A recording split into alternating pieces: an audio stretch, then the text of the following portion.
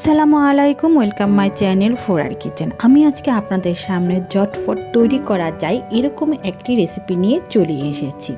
Fruit সালাদ বা fruit চাটও বলতে পারেন। এই রেসিপিটা করতে যেরকম সহজ, খেতেও কিন্তু অসাধারণ মজা।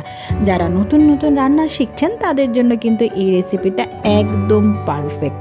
অনেক সময় কিন্তু আমাদের বাসায় অনেক ফ্রুটস জমে যায়, তখন কিন্তু আমরা কি করব সেটা ভেবেই খুঁজে পাই না। যদি তখন আমরা এই রেসিপিটা তৈরি করি তাহলে কিন্তু ফলগুলি নষ্টও হবে না এবং ঝটপটই কিন্তু আপনারা এই ফলগুলি শেষ করতে পারবেন। তাই আমি আপনাদের সাথে এই রেসিপিটা শেয়ার করছি। তবে চলুন শুরু করে দিই, দেখে নিই কীভাবে এই রেসিপিটা তৈরি করতে হয়। আমি এখানে কিছু ফ্রুটস নিয়েছি, 2 ধরনের আঙ্গুর নিয়েছি, 2টো কমলা নিয়েছি, একটি আনার নিয়েছি এবং 2 ধরনের আপেল নিয়েছি। আমি আমার পছন্দের মতন ফ্রুটসগুলি ব্যবহার করছি। আপনারা যেই ফ্রুটসগুলি খেতে চান সেই ফ্রুটসগুলি এখানে ব্যবহার করতে পারবেন। এখন আমি এই ফ্রুটসগুলিকে ছোট ছোট করে কেটে নেব। এই ফ্রুটস কিন্তু ছোট ছোট করে কেটে নিতে আমরা সবাই পারি। এই যে আমি ফ্রুটসগুলি কেটে নিয়ে আসলাম, প্রায় কিন্তু অনেকটুকু ফ্রুটস হয়েছে আমার। ছোট ছোট করে স্কোয়ার করে আমি কেটে নিয়েছি। দিয়ে দেব 1/4 চা চামচের মতন লবণ, 1/2 চামচের মতন আমি এখানে দিচ্ছি চিনি, 1/2 চামচের মতন চাট মশলা দিচ্ছি, 1/2 চামচের মতন বিট লবণ দিলাম, 1 চামচের মতন পুদিনা পাতা আর কাঁচামরিচ কুচি আমি একসাথেই দিয়ে দিলাম। দিয়ে ভালোভাবে আমি এই সবগুলি উপকরণ মিশিয়ে নিব।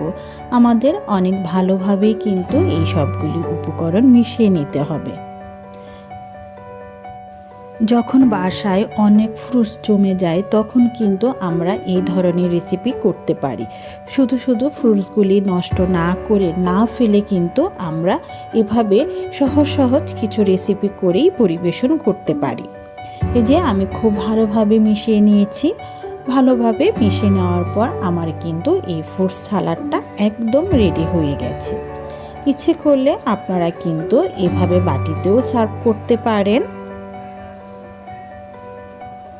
আমি একটা ছোট বাটিতে আপনাদের সামনে সার্ভ করে নিয়ে আসলাম।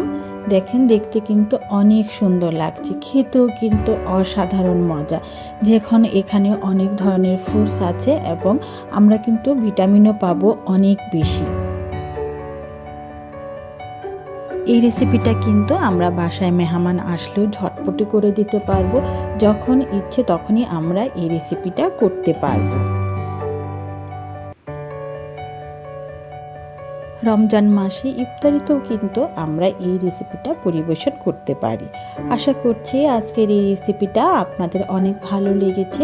যদি ভালো লাগে তাহলে আপনারা এই রেসিপিটা আপনাদের ফ্যামিলি মেম্বারের সাথে শেয়ার করবেন। আমার চ্যানেলটা সাবস্ক্রাইব করবেন, বেল আইকন দিবেন, তাহলে নতুন নতুন ভিডিও আপলোড দিলে আপনারা সঙ্গে সঙ্গে নোটিফিকেশন পেয়ে যাবেন। সবাই সুস্থ থাকবেন, সবাই ভালো থাকবেন। আল্লাহ হাফেজ।